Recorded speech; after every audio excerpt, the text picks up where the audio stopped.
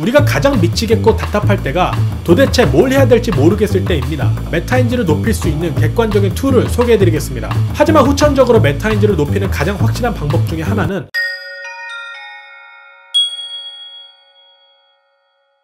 안녕하세요, 이리엘입니다. 영상을 보고 여러분들이 하실 수 있는 건 두 가지가 있습니다. 구독과 좋아요만 누르시거나 구독과 좋아요 알람 설정을 하시는 겁니다. 나만의 방식으로 10억을 버는 방법 시작하겠습니다. 제가 지난 영상들에서 정보의 가치와 진위를 파악할 수 있는 능력을 갖추고 자신만의 위치를 포지셔닝하는 것의 중요성에 대해 말씀드렸었습니다. 오늘은 나 자신을 어디에 떨어져도 살아남을 수 있게 만들고 포지셔닝할 수 있는 핵심 개념과 이 개념을 적용할 수 있는 현실적인 툴을 소개해드리려고 합니다. 한 집신을 파는 장수가 있었습니다. 같은 거리에 다른 집신 장소들보다 더 많이 그리고 빨리 집신을 판매했습니다. 끝까지 사업의 비밀을 자신의 아들에게조차 알려주지 않다가 죽기 전에야 아들에게 집신 장소의 장사 노하우를 알려줍니다.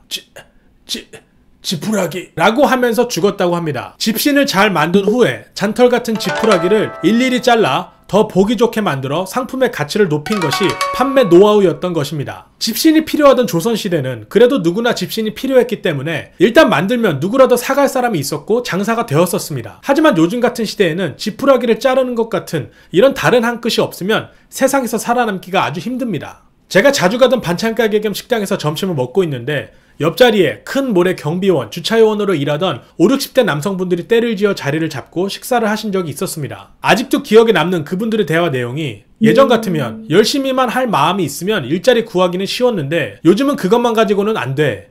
젊은 애들한테 당해낼 수가 없어. 경비라도 하는 게 감지덕지야. 라는 말이었습니다. 그분들의 서바이벌 스킬은 열심히만 하면 되는 세대였을지 모르겠습니다. 그때 당시에는 나라가 발전하고 있었기 때문에 어디든 일손이 필요하고 부족하기도 했기 때문입니다. 그리고 누구나 열심히만 하면 누구나 집 한 채는 가질 수 있었던 세대였습니다. 하지만 모든 산업과 기업이 포화 상태에 이른 지금 기존의 시스템에 맞추어 살아남으려면 굉장히 힘듭니다. 취업난이라는 말이 괜히 나온 말이 아니죠. 그래서 지금 우리에게 필요한 스킬은 나만의 가치를 찾는 것입니다. 공산품만 하더라도 어르신들의 시대는 소품종 대량 생산으로 획일화된 생산품이 주로 이루었다면 지금은 다품종 소량 생산으로 소비자의 다양한 입맛과 다양성을 추구하지 않으면 살아남기 어려워졌습니다. 꽃게랑이라는 과자도 오리지널부터 시작해서 여러가지 버전의 맛이 있죠. 빛 좋은 게살구같이 긍정적인 마인드만 가지고는 성공을 거머쥐기 어렵습니다. 이제는 내가 있어야 할 자리도 스스로 만들어야 합니다. 기존의 포화된 시스템에 따라 줄을 서고 거기에 나를 억지로 맞추어가면서 복권에 당첨되기를 바라는 마음으로 성공하기를 바라기보다 세상의 흐름을 읽어내고 내가 나를 포지셔닝 할 수 있다면 없던 자리도 만들 수 있습니다. 스스로의 몸값을 높이는 현상은 스포츠계에서도 일어나고 있습니다. 축구선수 출신이기 때문에 다른 농구 선수들과 스텝이 달라 수비하기 어렵게 만든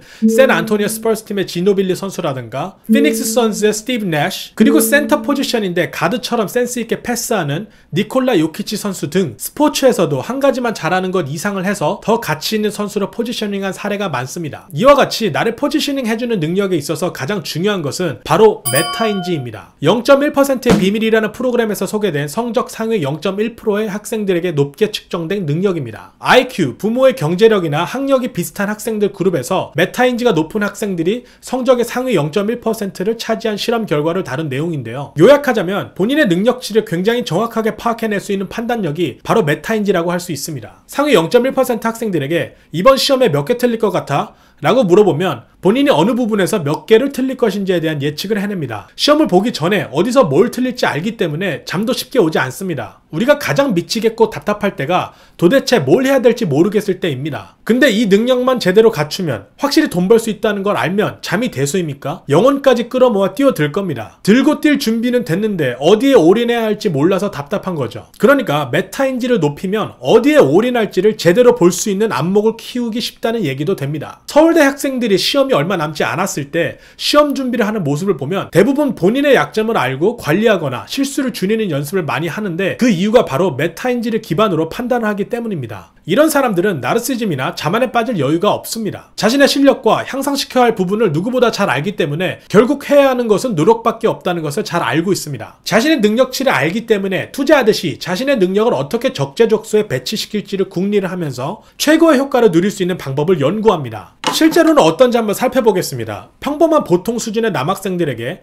좋아하는 과목에 대해 실력을 물어보면 좀 한다 라는 식의 대답을 합니다. 그에 반해 여학생들은 대부분 본인의 실제 실력보다 더 낮게 생각합니다. 둘 다 메타인지가 좋은 편이 아닙니다. 왜냐면 실제 가진 능력에 대해 높게 말하는 것도 낮게 말하는 것도 스스로의 능력을 인지하고 있다고 보기 어렵기 때문입니다. 메타인지의 중요성을 충분히 알았으니까 메타인지를 높일 수 있는 객관적인 툴을 소개해드리겠습니다. 메타인지가 낮은 사람 입장에서 메타인지를 하루아침에 높이는 것은 쉬운 일이 아닙니다. 메타인지를 높이기 위해 가장 필수적인 단계는 내가 어떤 사람인지를 정확히 아는 것이기 때문입니다. 자신의 강점과 가치를 알기 위한 툴을 하나 소개해드리도록 하겠습니다. 내가 정말 좋아하고 잘할 수 있는 일을 찾기 위해 좋은 도구가 될 것입니다. 우리가 잘 아는 것 같으면서도 제대로 모르는 것이 자기 자신인 것 같습니다. 미국의 강점 심리학자의 아버지, 연구자, 교육자 겸 기업가인 도널드 클리프튼이 만든 스트렝스 파인더입니다. 도널드 클리프튼이 설립한 표본 조사 기관 갤럽을 통해 접하실 수 있습니다. 간단히 설명하자면 30분가량 질문에 대답을 하고 그것을 바탕으로 나의 강점을 파악하는 툴입니다. 나의 최대 강점 5개만 알아볼 수도 있고 34개의 모든 장점을 알게 되는 고급 기능도 있습니다. 하지만 기존의 MBTI나 애니어그램 같이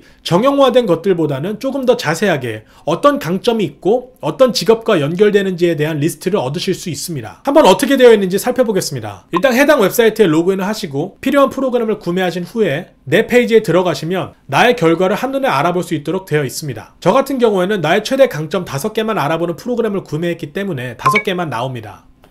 페이지의 오른쪽 상단에 언어를 선택하실 수 있습니다. 물론 한국어도 있습니다. 유전자처럼 생긴 표의 왼쪽에 최대 강점 5개, 오른쪽에 부수적인 강점 34개가 그림으로 나와 있습니다. 바로 밑에 보고서 보기 버튼을 누르면 나의 5가지 강점에 대한 윤곽을 그릴 수 있는 대표 테마와 강점 심층 이해 가이드가 있습니다. PDF로 다운로드가 가능합니다. 각 강점이 무엇인지 이해한 후에 5개의 강점을 연결하면서 심층 이해 가이드를 읽으면 분명 앞으로 나아갈 길에 대해 보이는 것이 있을 겁니다. 이것을 바탕으로 내가 누군지 무엇을 잘할 수 있는지를 파악했다면 퍼스널 브랜딩을 할 수 있는 툴을 하나 더 소개하겠습니다. 브랜딩 페이지라는 책인데요. 퍼스널 브랜딩에 대한 개념에 대해 잘 정리해 놓은 책입니다. 다 읽으실 필요는 없고 제가 보여드리는 표를 참고하셔서 작성을 해보시면 나를 포지셔닝 하는데 분명 도움이 될 것입니다. 영상 밑에 링크를 달아두도록 하겠습니다. 자, 이런 툴들을 바탕으로 메타인지를 현실적으로 높이는 방법에 대해서 말씀드리겠습니다. 메타인지가 태어날 때부터 높은 사람이 분명히 있습니다. 하지만 후천적으로 메타인지를 높이는 가장 확실한 방법 중에 하나는 어떤 일이든 양을 많이 채우는 것입니다. 시간과 노력을 최소화하면서 많은 돈을 벌거나 성공하는 것이 계산상 스마트하지만 그렇게 해서는 어떤 일을 이루는데 더 오랜 시간이 걸릴 수도 있습니다. 미국의 한 유명한 유튜버 케이시 나이스텟도 고졸 출신으로